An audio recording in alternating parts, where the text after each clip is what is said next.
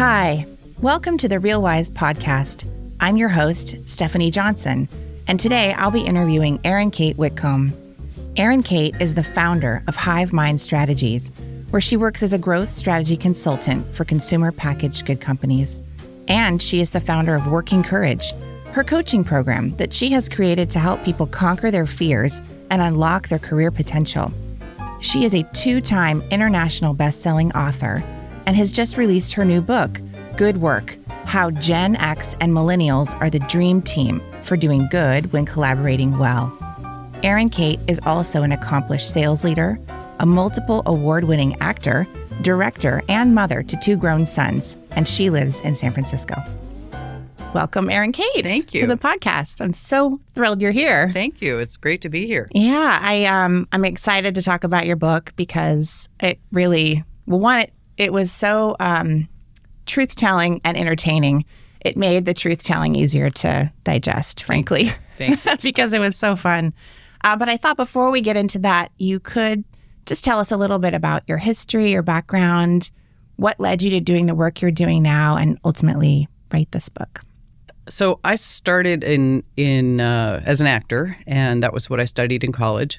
And then I moved on to doing jobs while putting myself through school in transportation, and then moved into healthcare, working as the head of pediatrics, outpatient pediatrics at a medical center.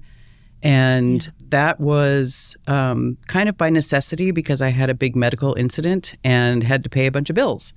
Wow. So, and then you got a job. Then I got a job.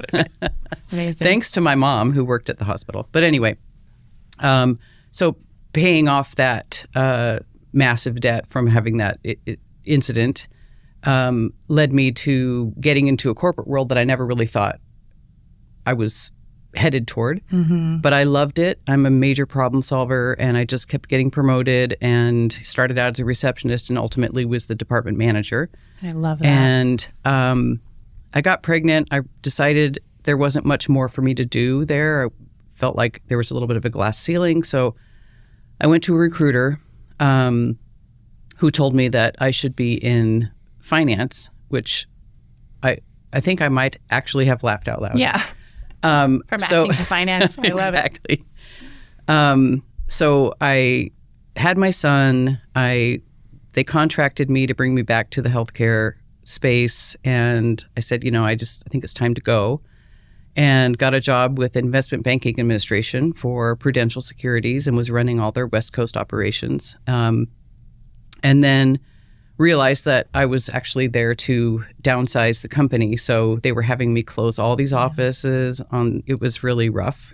I'm like the fun person who's now like the bad guy. Yeah, so that's a little rough. Then I moved into Wachovia Securities, which was a similar role, but a little bit more expansive, covering some more national programs. I was tapped to set up a career pathing program for all of the client services division. And that was interesting and fun.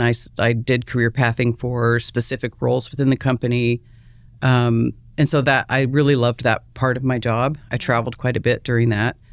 Then something opened up when I realized that, I'm not really around my people. The finance industry is pretty buttoned up. And I liked it. I loved the work. But one of the recruiters that I used to place positions in finance, I just sort of quietly said, if anything comes up, let me know. And then a role opened up at Dolby Laboratories. So I got that position in business services and was doing all kinds of work revamping. I took over for employee number 5. So she had been there for 30 some years. And a lot of the technologies that were in use at the time were not in use at Dolby, believe it or not. So, oh my goodness. So I went to work putting in more efficient systems, developed international contracting because we had offices all over the world, and really loved that work as well. I was asked by my boss if I was interested in being the head of the Americas for business services. And that was right around the time that I got an audition for a dream job, which was traveling with a celebrity on a tour. And I went to the audition, a lot of great women were there. As it turns out, I got the job. The job paid far less than what I was making. I was going to say, dream job. Dream job, quote in unquote. some ways, yeah. So I got in trouble with my wife for taking the job. I'm still in trouble, by the way, and this was like 15 years ago. Still holding it over you. For permanently in the doghouse. And so I went on the road, and then when I came back from the tour, it was just short of a year. And there were no jobs. This was during the mortgage crisis. Oh, okay. So 2008-9. Yes, that? Yeah. Exactly. So I started cobbling things together. I was still performing. I had some great gigs. I had a friend who asked me to come and teach for her high school. So I was teaching acting and directing shows at the school. I also had my own podcast at the time, the Bay Area Actors Podcast, and that was really, really fun. But it was really rough to cobble together a living that way. It was just feeling... Yeah, especially in the Bay Area. For sure. Yeah. And having a level of stress that I wasn't really used to. So then I had a friend who told me about this performing arts school and that they needed help with organizing and doing better with relationships with families in general. It was a really tough schedule and the kids were working hard. And I remember. Yes. So your kids were there. My kids were there for a while. Great, amazing experiences for those kids. And they all did really well in school after that. But the environment was pretty rough. So my job was to organize it better. I built a stage inside the school. They had a stage there that we're using for a library. You were the one that built that. That was me. I ised it. So yeah, I built that stage because we were spending so much money on transportation going to other places when we had this space. So I put together a budget and a project and got that thing built. 2 years later, after graduation, I was told that my job was no longer needed. Yeah. So I'd basically, in their terms, worked myself out of a job. I fixed all the problems. Solved all the problems. Everything's perfect now, so go away. It's not so bad. Then one of the parents at the school, and a couple of the parents actually got together, and they were trying to see where they could help me and get another job. And one of them approached me about being his sales director. Yeah. And I said, no, I don't do sales. Sales, no. Because I'd sat across the table from so many salespeople who were pushing what their product could do for us without asking me any questions about what we needed. Yes. And so really good for my agents to hear, actually. Yeah. I mean, it's really important to be, your sales is solving a problem. Yes. It's not promoting your agenda. So being in the problem space and the solution space is super important. So asking a lot of questions is really key. Yes. So I then, after I told him no, had a dream that I was in sales and that I loved it. Wow. You're kidding. That's so cool. It's super weird. But at that time, I also was needing a job. So I said yes. And I stayed there for 7 years. You were there 7 years? 7 years. And you really trusted that dream? Because you had said no, and then you changed your mind. Yeah, I'm a little groovy. Yeah, me too. I love that. And so I really liked the work. It was moving from big corporate work where things sort of move at a glacial pace and being in a much more agile environment where we could turn on a dime, make decisions in a room, and then implement them the next week. Yeah. So that was really fun. And it felt like I was making a big difference. And I just loved the work. And I realized, and the founder there had told me, sales is relationships. Yeah. And that's what you're good at. And I do what I say I'm going to do. So I see myself where I push myself to have high integrity in all situations. So I loved the job. I loved the people that I was working with. I loved my customers. I did a ton of trade shows and a lot of FaceTime with new people and familiar people. And I realized it was time to do something different. Yeah. So that's when I started my own business. I was looking for jobs, but, I was in my 50s and people aren't hiring me. So a friend of mine who had her own business said, I think you should start your own business. And again, you're crazy. That's my thought in my head. And then I thought... And then I'll do it anyway. I'm going to do it anyway. Well, the safety net she provided too was, I have a lot of clients. She has a quite big company. So she said, I have a lot of clients or potential clients who come to my door and they can't afford what we do, or they don't need all the things that we do. So I can send them your way. Yeah. So to me, that was enough of a safety net to say, yes, I'm going to do this. I just learned everything I could. I was listening to podcasts. I was reading all about consulting and how to set up a business that was meaningful. And I just went out and did it. And I wrote 6 proposals in the first month. I landed 4 new clients right out of the gate and made more in that first quarter of my business than I had made almost the whole year before. Rock on. That is great. I love that. I love your path. I love that you experienced so many different experiences and you really have this very unconventional path, but the whole time you just kind of jumped at opportunities. You didn't let yourself kind of restrict yourself and you trusted that you could figure it out, which I think these are all skills that real estate agents actually need because it's also very scary to jump off the cliff. In your book, you talk a lot about your past and that your sort of innate intelligence, your ability to figure things out, problem solve, to listen, and to really be in the solutions piece, but also marrying that with your emotional intelligence is you attribute a lot of that to your success. And I wonder if you could talk about just emotional intelligence in general in terms of how it helps us at work and how people can maybe even develop a better sense of it in themselves, as I think that would be very helpful to agents in this community. I think in the simplest terms, emotional intelligence is how you respond to things that happen in your environment, how you relate to other people. There's a word that's getting used very probably more readily than it's maybe necessary, but being an empath where you're absorbing a lot of the energy in the space around you does help with the emotional intelligence, but there's also a potential trigger for, locking down emotions if you're absorbing too much and it puts you in an emotional state. That can compromise that emotional intelligence. So part of what we need to do is access our link to our own responses and our emotions while we're engaging with people around us.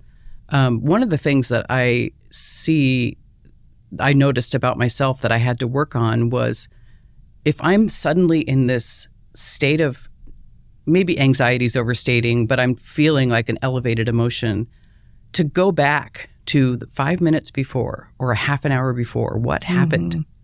What put me in this mood? Yeah, what am I carrying? Yeah, and that has helped me enormously. Cultivating that pause. Pause and then reflect rather than just bloom. Right. Act. And not just living in that state and saying, this is how I feel right now, so I'm going to act like this. Yeah. Which leads to a host of terrible behaviors. Controlling behaviors. Exactly. Nagging behaviors. All the bad What are you stuff. talking about, Stephanie? All the bad stuff. I wouldn't know. Yeah, but I do. It's like there's no doubt that despite the fact that I have a extremely good sense of humor, I'm also extremely intense at times when it comes to work. And so checking in and seeing, like, sometimes it's just like I got a text from somebody that, a few minutes before a meeting, and I'm in that space of something that just, filled me up or triggered adrenaline in some way. And now I'm carrying that into a meeting or a conversation. So going back and recognizing that and letting that go is really important. And that's a piece of emotional intelligence, being able to have that awareness and to change your response to that. And also when someone is coming at you with a certain amount of energy, to not absorb that energy that they're taking, but to take the other side. Yeah. So if someone is coming at something with intensity, you don't have to match the intensity necessarily. Right. You can also make a choice to bring that intensity down. Yeah. And actively participate in having a more conscious conversation. I will sometimes imagine the bow of a ship. Is it bow of a ship, I guess. Yeah. So it kind of goes around me because I am very empathic and do absorb the energy and then pick it up and carry it through the day.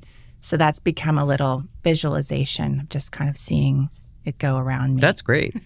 I mean, honestly, if anybody, you can, help. you can develop your own tools. I don't think there's a one size fits all to any of this, but what it is self-awareness above everything else. And it allows you to meet that moment with somebody who is maybe not aware of that they're carrying something and blasting you with it in a way that keeps you being able to stay cool. Which with clients, it happens all the time. You know, I mean, it's usually not, sometimes it's other agents, but in our business, it's usually having to deal with tough conversations with clients and give them information they don't want. Yes. You know, and then you have to stay the course and stay calm and in solutions and problem solving rather than getting swept up in the emotionality of what's happening. Yes. And in your space, you're dealing with people in a massive life change. Huge. And attach the life change to financial, commitments and changes is a lot. So you have to carry a lot of that with you and not take it on, but be a qualified advisor who is aware that this is a big move that you're about to make. And I need to understand the emotions that you're having. I sometimes refer to myself as residential real estate therapist. That's probably for that good. reason. Yeah. And just sort of grounding yourself and taking a minute, I find, before I get on the phone, because I know it's going to be a trigger point, talking about things like price reductions or whatever, and how I'm going to manage myself. You mentioned, manage yourself first in the book, which I thought was really interesting. You also talk a lot in the book about the difference. Well, the theme of the book really is about Generation X and the millennial generation and having to collaborate and work together. And I certainly am in this. I read this chapter and found myself kind of doing a very Gen X thing, which was sort of rolling my eyes and, oh, okay, Yeah. In terms of what millennials seem to need from their managers, from their work environment, from the culture. And it's not what I need. Although maybe, I guess I shouldn't say that. It might be what I need, but I tend to poo-poo those needs, which is a very Gen X thing to do, push those down and be like, we're working and just kind of drive. Yep. And so I wonder, could you talk a little bit about what happens in relationships between these two generations at work and how someone who's like a Gen X boss like me can facilitate better communication, better leadership, and just a better environment and get what you need from your employee in a way that makes them feel supported. So this is a big one, and of course, there's generalizations that have to start the conversation, but you have to know your people. Generationally speaking, Gen Xers were more likely to be latchkey kids. We were independent. We were sitting in the back seat without seatbelts waving at the car behind us, sleeping on the floor of the car, being told to go play outside until dinner. There were really no restrictions. And we learned to be self-sufficient. And I think with the introduction of technology and the growth of the millennials, and this is Gen Y, by the way, and I noted this in my book, but using the term millennial, I was really a little nervous about saying that because the media put such a bad spin, and LinkedIn and other places where you're reading about this new generation that's coming to work. Because we're all writing the articles. Of course, absolutely, yeah. This entitled generation. Yeah. And which is not necessarily the case. It's not the case. No. But they are better at saying what they need. Yes.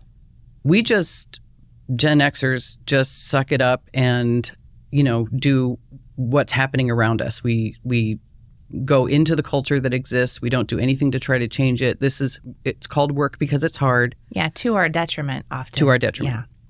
Yeah. In fact, I had a millennial employee that came to work with us on the sales team, and when she started there, ordered this fancy chair that that elevated, you know, and she could elevate her desk and sit up high on this chair. And I was like, who approved that?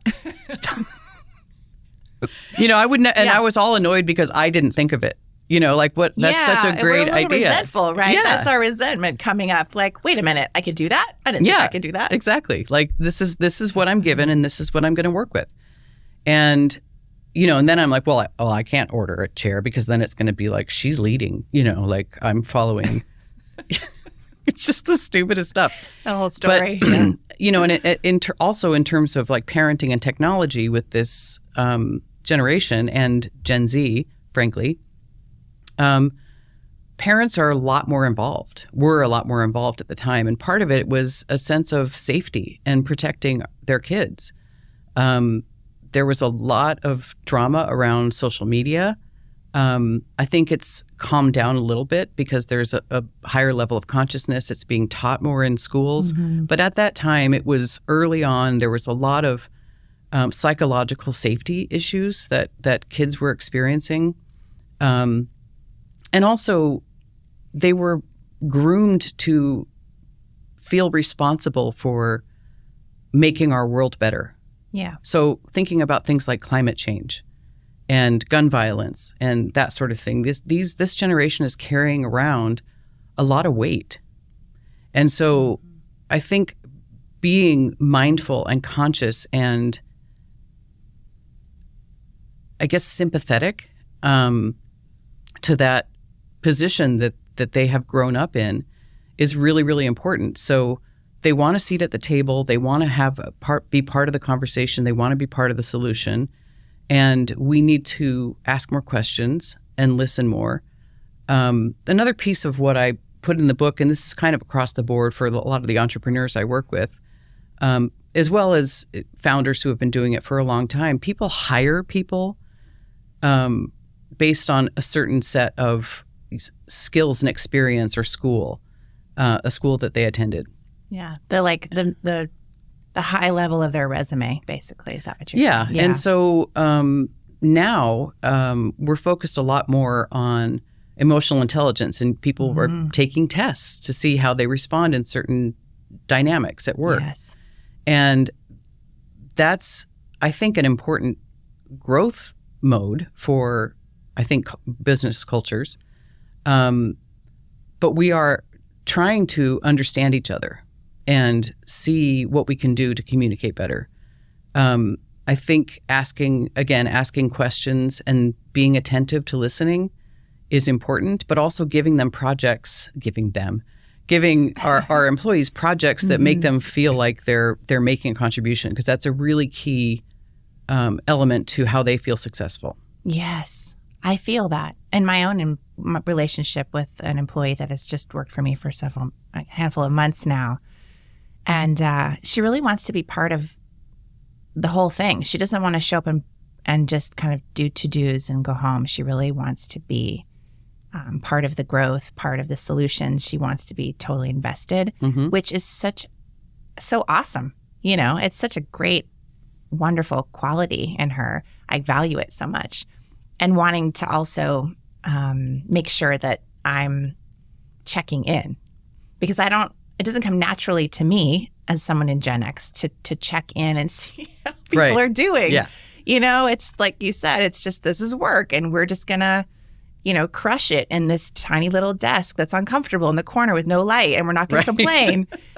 And it's, you know, it's a new thing for me to say, you know, ask her how her weekend was, you know, and check in and really see, are you feeling fulfilled? Is there something that you need from me in terms of communication? And just flexing those muscles that are a little weak in people with my personality. We did an assessment on me, which we'll talk about, but with my traits and my generation, I think I'm at a little bit of a disadvantage there, but I'm working on it.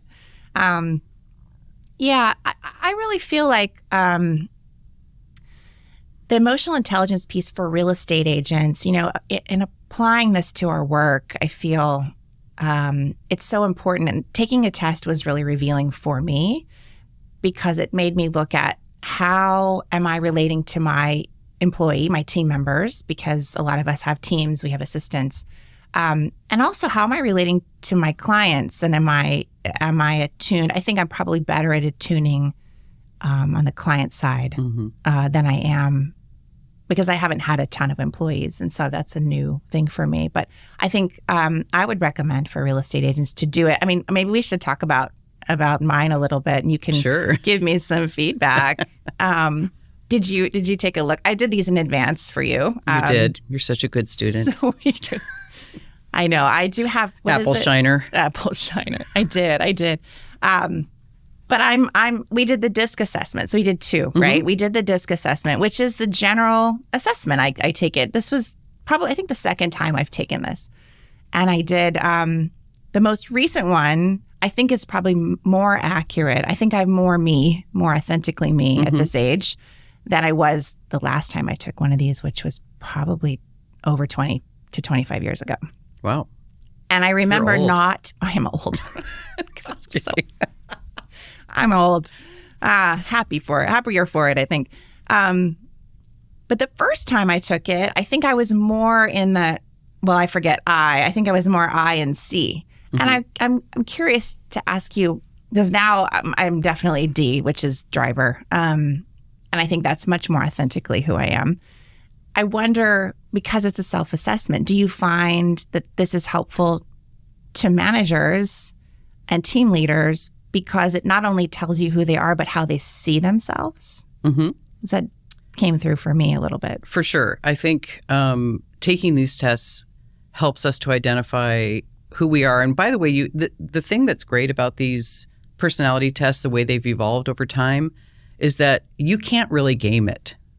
You can't game the system. You can't figure out, like, I want to come out like this in the end, so I'm going to answer things that help me to get to that answer. You know? It comes at you at different angles. So you're like, oh, now I have to really choose between these attributes of myself. Yeah. And it's not an easy test, but you really, when you answer the questions, the idea is to answer as quickly and honestly as you can, not to really sit and ruminate on every single thing, because there are complexities, but really it's the body of the answers over the entirety of the questions that really get you the best results. So what I would say before we get to your assessment is that the first time I took this, it was within an organization, and a couple of things were revealed to me. One is that I'm a high DI, which means I'm direct and I'm an influencer. So, and you're very similar. Like that, we have a similar track. We like to, be kind to people and have fun at work, but we're also going to drive results big time. Yes. So, my boss at the time was an S, and in DISC assessments, there's a couple of different words that get used for that, but at the time it was called support. And people in that position, so the Ds, like you and I, are quick to make decisions. Oh, yeah. S's need time to process. They need to think through things. They need to see the big picture. And so I was reporting to an S, and I'm like putting together these major arguments like this, we really, really need to do this. And here's all the data, and here's why we need to do this. And it needs to happen right now. And if we're going to do this, if we're going to grow this company, we need to focus on this. So, and she would kind of stare at me and listen and nod kindly. And I could tell, I could just see in her eyes that she's like totally glazing over. It was bouncing around in there. Yeah. And so it was frustrating for me until I realized that was her personality type. And so I started approaching conversations with her very differently. Yeah, that's major skill. And putting together how I talk about things in a much more engaged way. Like I stopped the rapid fire. Here's why we need to do these. I just need you to make a decision right now, and allow it to be more of a conversation. And to allow her to ask more questions and not have my agenda be, we need to decide on this right now because I'm ready. I want to do this, So that helps. Of course you're ready, because you're like quick decision maker and like move things forward. Yeah. So that helped significantly. the reason I put a lot of that in the book and the importance of doing a self-assessment and, consider yourself first and what your personality tends, I guess, what your tendencies are in general to what are your immediate responses? What's your go-to when you get stressed out? How do you behave? Are you more likely to be X and Y when you're stressed? When you're calm? Are you going to be this way? So one of the things in the DISC assessment, the second one that I sent you. Yeah. That one was dense. It was dense. I haven't even gotten through all of the details on it, but yeah, it was really interesting. It was interesting for me to sit through. I have a coach as well. And so to sit through understanding how the assessment worked and what the sort of answers, the graphs and things mean overall was super helpful. So it's not intuitive. I think it's really good to go through these things with someone who's an expert in the space to really understand what these things mean overall. But one of the most compelling things about the, for lack of a better word, answers in that second assessment was how to communicate with someone like this. Yeah. So don't talk down to her. No. Don't. Do not do that. Don't waste too much time. Like let's just get down to it. And those communication tips are incredibly valuable to teams. Totally. But also, again, when you're there is a reason why there's a different sort of personality or affect that you're going to put on when you're dealing with a client versus someone that you work with every single day in an office.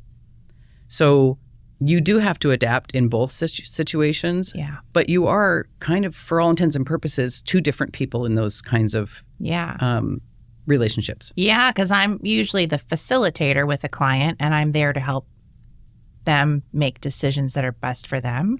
And then I have to shift completely because then I'm running my business. Yes. Which is a different posture. And sharing that with the people that you work with in the office, like you're not going to share with your clients that here's how not to talk to me. Yeah, don't say don't that do to this because I will cut you. That'll go over well. It's great for business. My online reviews. Exactly. Yeah. She said, don't do this to me.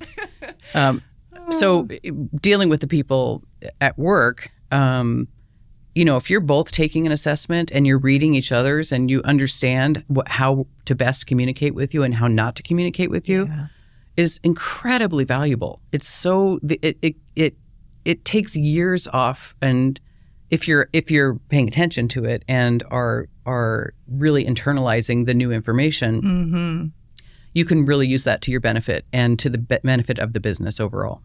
Yeah, just respecting someone else's style and being able to sort of buffer and amend how you approach them. Sounds like, it just cuts through a lot of tension and frustration and then all of the shadowy stuff that can happen between people.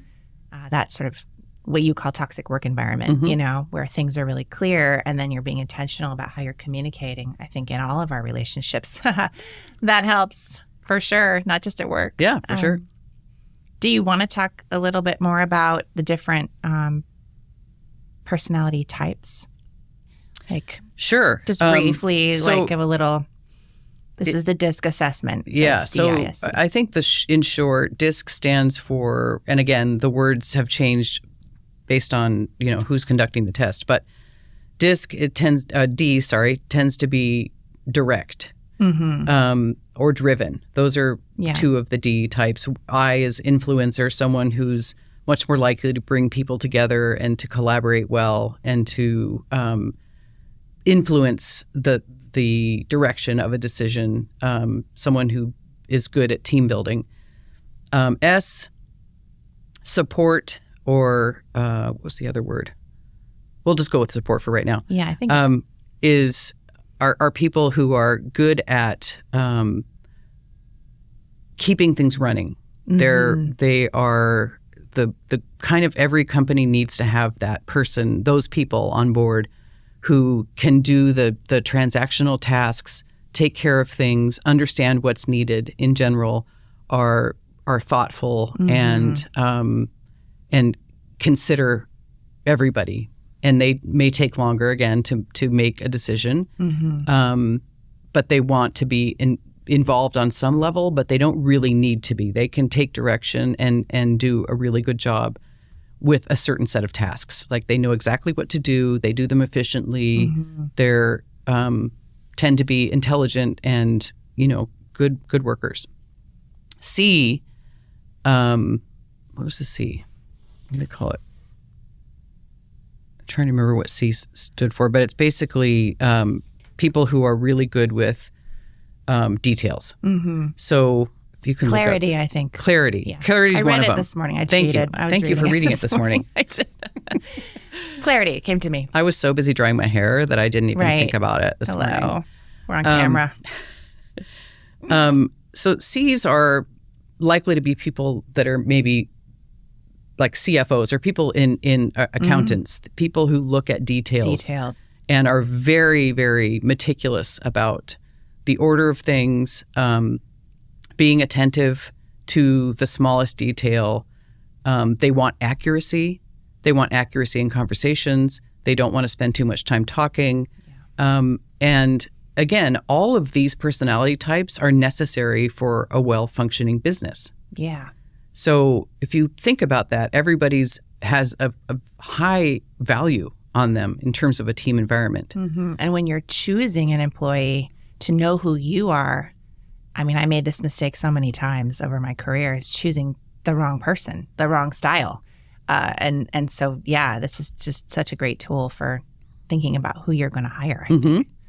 And one of the other things in the second test that you took was your adaptive style. So you have your natural style, and then you have your adapted style. And your adapted style is how do you check yourself, basically, at work? Mine was not very different. All the paragraphs said, Stephanie feels totally fine with her style. I'm fine with who I am. Yeah, and exactly. I was like, maybe that's not so good. But it's good to know that stuff, you know? And I think just like having that level of self-awareness is incredibly valuable.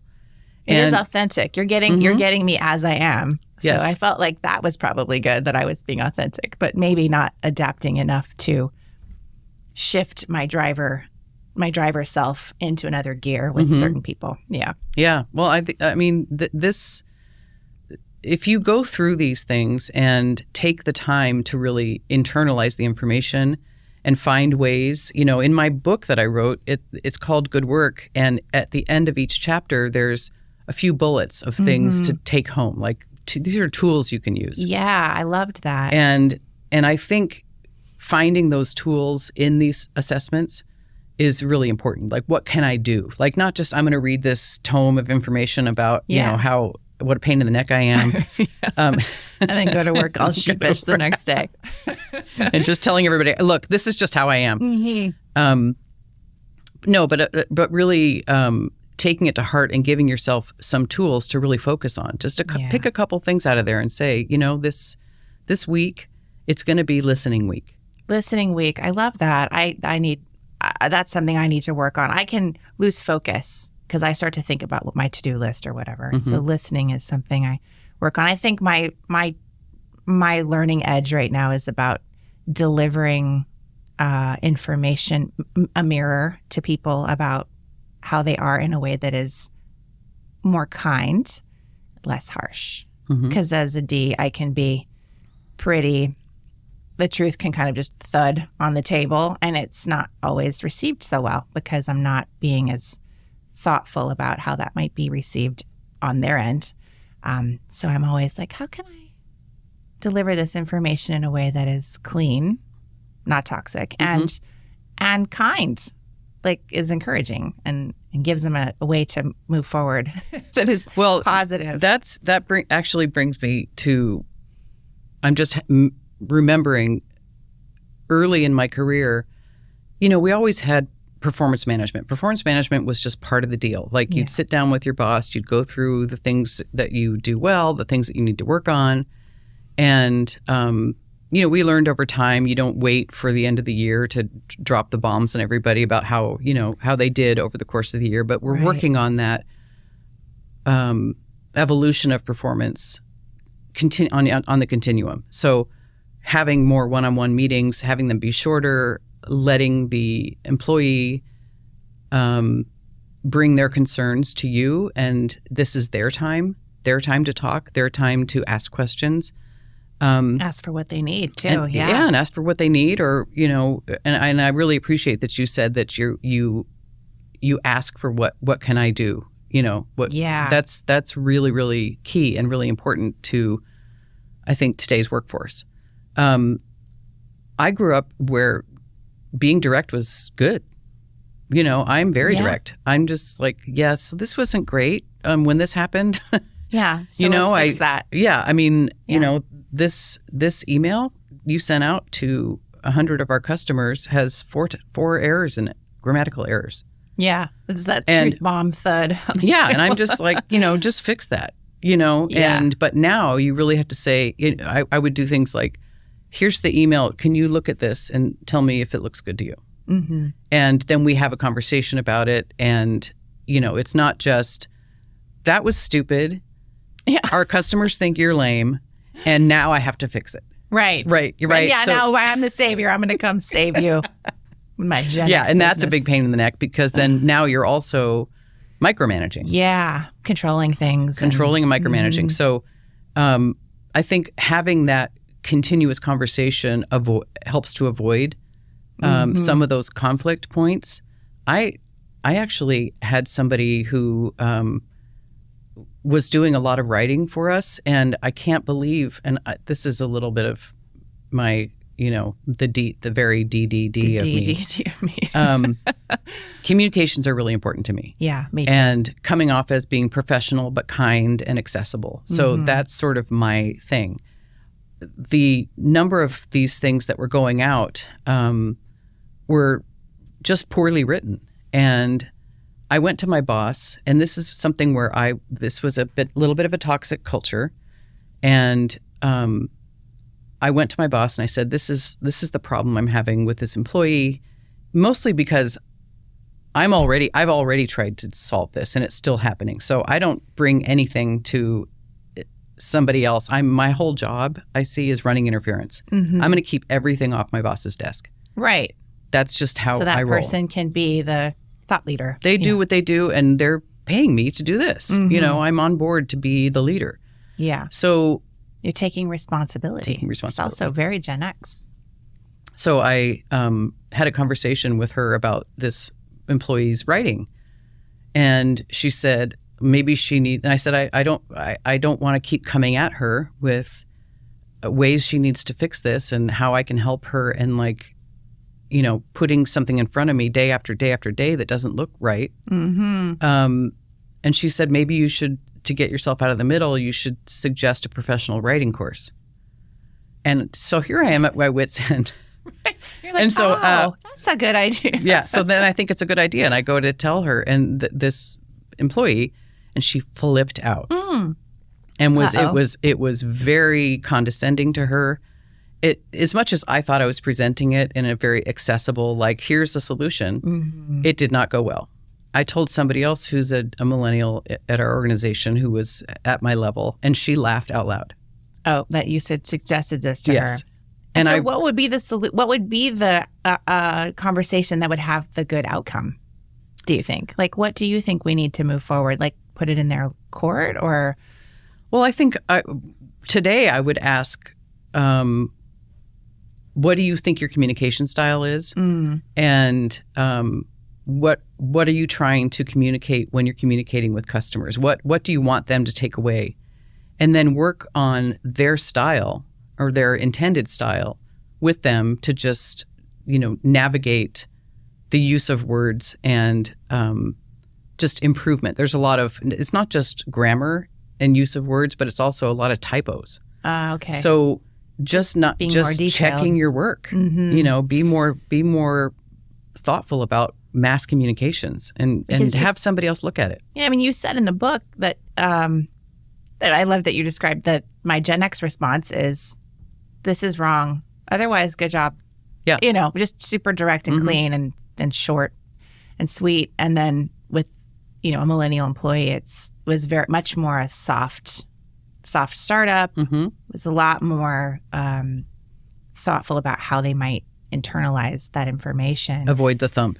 The thump, yeah.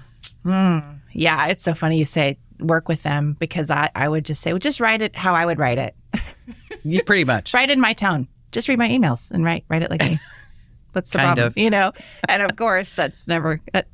My current employee can do that. I mean, she's unique. I won the lottery with her, but awesome. I think I look like a better hirer than I am because I got lucky with her. Oh, give yourself some credit. Yeah. Well, I she's sticking around, so I'll give myself credit for that Awesome. piece. We touched a little bit on toxic work environments, and I don't want to go too in detail here, but I really was struck by the question to ask yourself when you're at work is, are you being busy or are you being productive? And I wonder if you could talk a little bit about the difference between the two and how we shift into just having more purpose in the activities of our day, whether that's to build the business, move it forward, whatever your goals are. How do we get out of the rut of busy? So to qualify a little bit, busy to me is just you're looking at your computer all day and you're always doing something, no matter what it is. Like, I'm solving a problem and I'm creating this massive new project. But is that project necessary? Did anybody ask for that project? Is it something that's really going to help other people or help the efficiency of the organization? Do you have to respond to every email at the same time or as soon as it pops up? There's a lot of different ways we can organize our day to be more productive. So I'm a list maker. I have books, like I handwrite things. And that helps me to transition a thought from my brain onto paper so that I can go back to it later. But it also helps me when I'm writing down things in a meeting, I'll put a star next to something that is a deliverable. Yeah. So something that I'm being asked to accomplish. And when I go back, I'm not just going to sit at my desk and start, just being busy and, answering a bunch of emails. The big picture of productivity is seeing what is going to move the needle. Yeah. Yeah. So productivity is moving the needle. Busy is I'm staring at my computer and I can't talk to you, and don't stand here and talk to me. I think the people who are the most productive, frankly, are the ones who probably have a little more time to chat. Yeah, that's a big thing, I think, because in our business, for sure, you're wearing so many hats, especially you talk about the lone wolf in your book. And I read the lone wolf a little bit like the way I approached my business for so many years, which was like, I'm just doing it. It's me. I got a transaction coordinator does the file, but pretty much I'm doing it all. I'm scheduling, I'm reading email, I'm touring clients, I'm writing offers, I'm negotiating. And it keeps you from actually moving the needle on your business in terms of growth. Yes. And so my takeaway was, in terms of our business, the busyness was really about being too in the weeds, and not kind of giving yourself, whether it's hiring someone or whatever, that just blocking time. And there's sorry to interrupt, but there's a great quote, and I don't know who this came from, but the idea is to work on the business more than you're working in the business. Yes. So when your day is full of transactional activities, you're not in the strategy space. You don't take time away to think about, okay, I'm going to take a deep breath, I'm going to take a walk, I'm going to take a vacation, and reset and think about what are my goals? Like, setting goals is the key to productivity. And when you're just busy, you can go for years and not really move any needle. Yeah. Because you had no goals, you had no strategy. It's like, setting up your first 401k. You want to do that when you're 25, and some people do that and they sort of set it and forget it. And you want to be more intentional and check in more frequently against your goals and see, 20 years down the road, what do I have in my 401k? I forgot about it. Mm-hmm. It's the same thing with your running a business and being intentional about putting more business in the pipeline so that, in real estate, I don't know this to be true, but I think pipeline is really important. It's really important. Yeah. And you are subject to volatile market conditions. Well, yeah. And I think the people who have not had that intentionality around productivity and growing and having systems and all the things that we need to be doing, the many hats we wear, sometimes, for me, for sure, during the pandemic, a lot of that got dropped because I was also had kids at home and in the car when I was showing property. And, it was a crazy few years. And then we got hit with this very low inventory market. And I think the people who are really paying for it right now are people who dropped the ball on some of those things. And I'm lucky. I've been in the business a long time, so I have a buffer because I have a big network. But if you jumped in a few years before and then the pandemic hit, you're probably struggling right now. Right. I wonder, what do you think in terms of setting goals? Like if we're talking to sort of real estate agents or entrepreneurs, they're team leaders, they're fiduciaries, there's so many things. I think, how often do you think someone who's running a small business, let's say, should check in on their goals and onboard the team? I know you talked a little bit about in the book about the surprise new shift in goals, that would be sprung on you in certain times. And so how do you enroll, your team in your goals and also make sure that everybody is really working toward that moving the needle piece and not just in the busy work of client service? So one of the things that is happening today is focusing a lot more on KPIs, key performance indicators. So that helps you to stay on track with goals. And so doing some work around setting KPIs for particular people's roles that match the organization's goals. So they're those individual goals for individual contributors. So anybody who's working back office versus the client facing, they each have their different particular sets of activities that they do in a certain day. And those things should be pointing toward a key performance indicator, meaning something that you're doing that is helping the organization meet its goals. And that's part of the moving the needle thing. Yeah. So one of the things I also want to say about that is that we know in our personality, again, back to the assessment idea, although this doesn't cover much of that, is knowing how you communicate best, how you learn best, and what your distractions are. And I'm highly distractible. Yeah. That's probably why I have so many titles and all these things that I do is because I just can't focus on one thing at a time. It's a double-edged sword, though, because it also has meant you're super resilient and flexible and, Sure, but I'm also a wackadoo. I see a notification pop up and suddenly I have to respond to it. So I learned to turn off all my notifications. I know when my highly productive or what they call flow state, when you're really working and you're crushing through, doing contracts, for example. You have to do, it has to be really key levels of detail. Yes. And scheduling yourself for things that require that kind of attention, a certain time of day when you're at your best, and actually putting that in your calendar. From 10 to 12, I'm just going to be writing. And I turn off everything else. I literally close all the windows. And I also turn off my phone, which I get in trouble all the time with my wife, or my kids, or my sister's there's Erin. She never replies to anything. Not between those hours. Yeah, exactly. Yeah, so, I don't need to tell anybody I'm not talking to you for 2 hours today, but, setting yourself up for success by knowing what your work habits are, when you're most productive, when you're least productive. And the least productive times are the really probably good time to do those transactional things returning an email or 50 emails.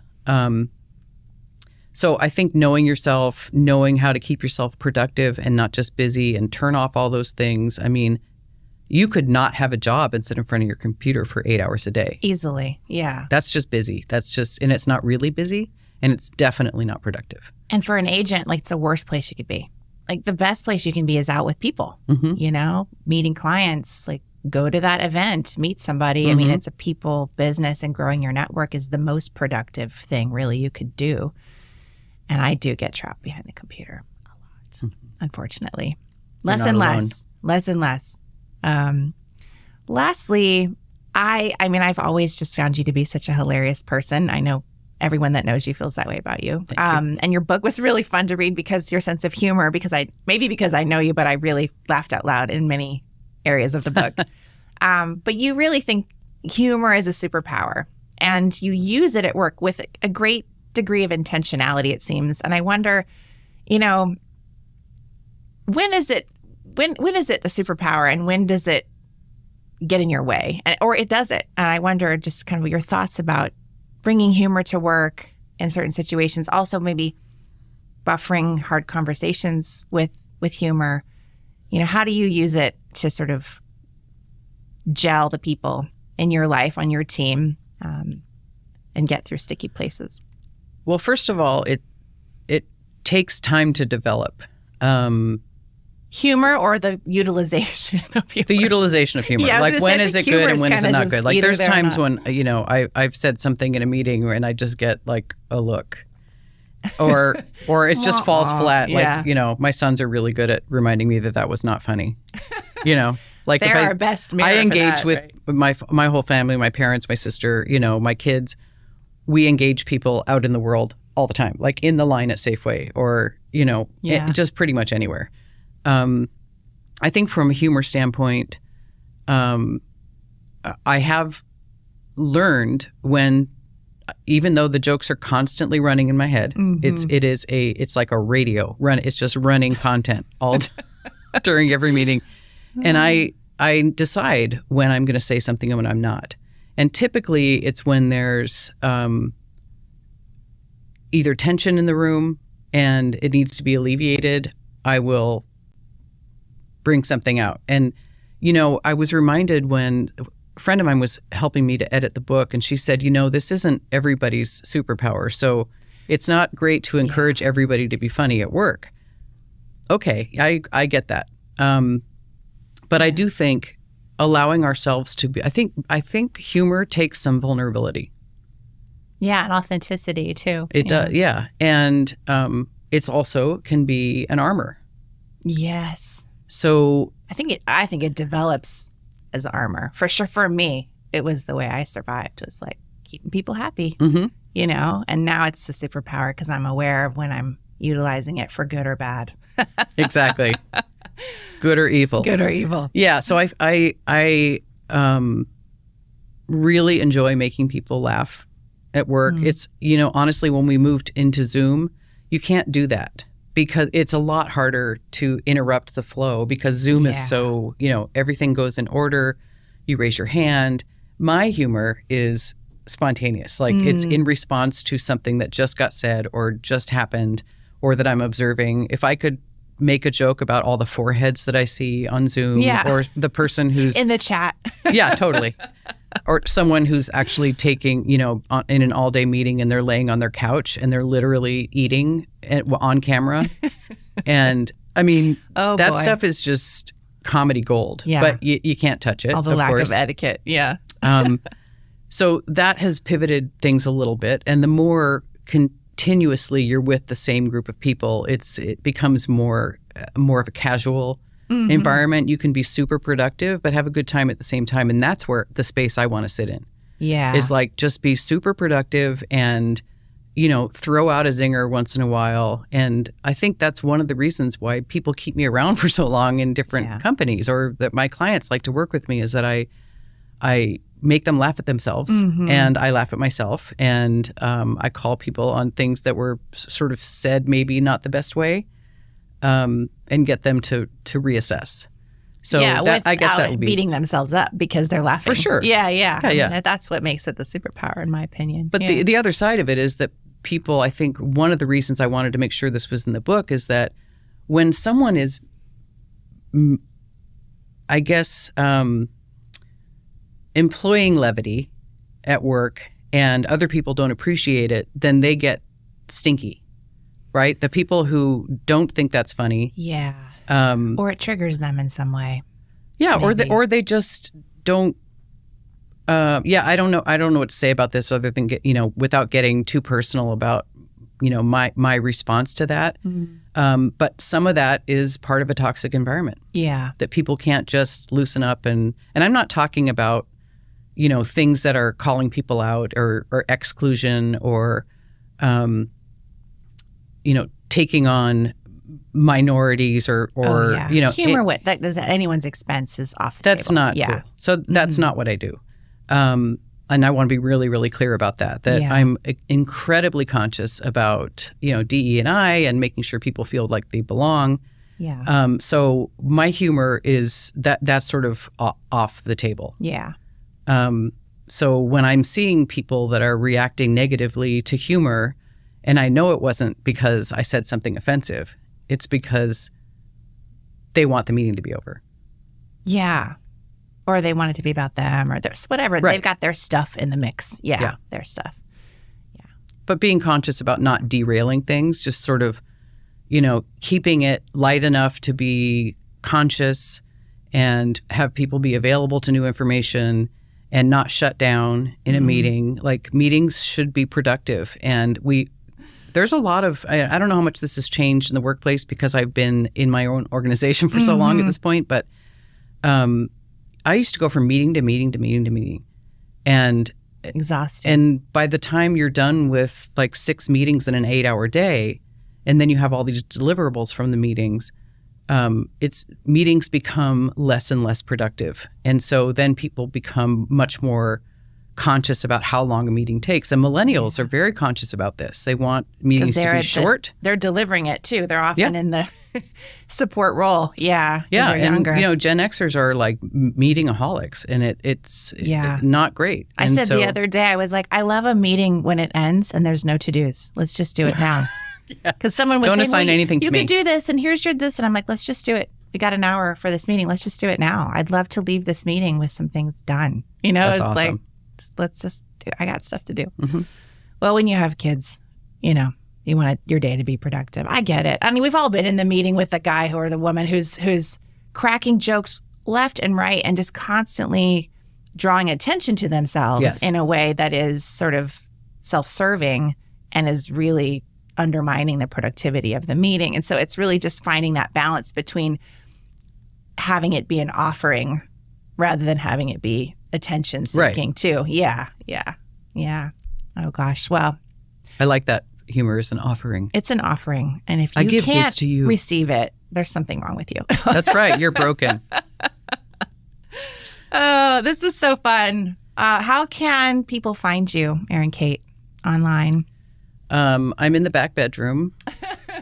The dark corner in the dark desk. Yeah, but I have a really good light, so you should be able to find me in the corner. Mm-hmm. I have a website, www.working-courage.com. You can find Good Work and my other book, Grit and Grace, on Amazon. And Good Work is just making its print debut in the next week. Yeah. So maybe by the time this podcast is done, applause. Yay. We'll show a picture of the cover. Yeah. Awesome. Sure. And I'm really excited to have those hard copies. They'll be in paperback and hardcover. So those are the best places to find me. I'd love to engage with anybody who has questions about this and would encourage you to read the book. Yeah. The reason I started my business was honestly to help people to do better and to create intentional cultures. And part of that intentionality, is not only who you hire and who you work with, but it's how you engage as a community at work. Yeah. And making sure that people feel seen and heard and are acknowledged and have a seat at the table when that's their role. And making sure that all that time that we spend at work feels good. Feels like we're all moving the needle together. Yeah, lighter and a little more fun, hopefully. Yeah, it can be super productive and fun. That's great. Well, I would encourage everyone listening to read Good Work. I loved it. I thought it was a great read. And take a DISC assessment. And even there are lots of EQ assessments. We won't recommend them, but you do a little Google search will give you several free ones that you could take. And have your employees and your team members do it. I think it's a really valuable tool. We're going to do it and have a little summit where we talk about how we're going to talk to each other and be more productive instead of busy. So excellent. I love it. I'm thrilled. This was great. Well, thank you so much for joining me. Thank you for having me. This is great. Thanks, Erin Kate. Thank you for listening to the RealWise podcast. If you like what you've heard, please subscribe, give us a 5-star rating, and share this episode with a friend. If you'd like to learn more about today's guest, please check the show notes. And to learn more about Stephanie, visit realwiseagent.com.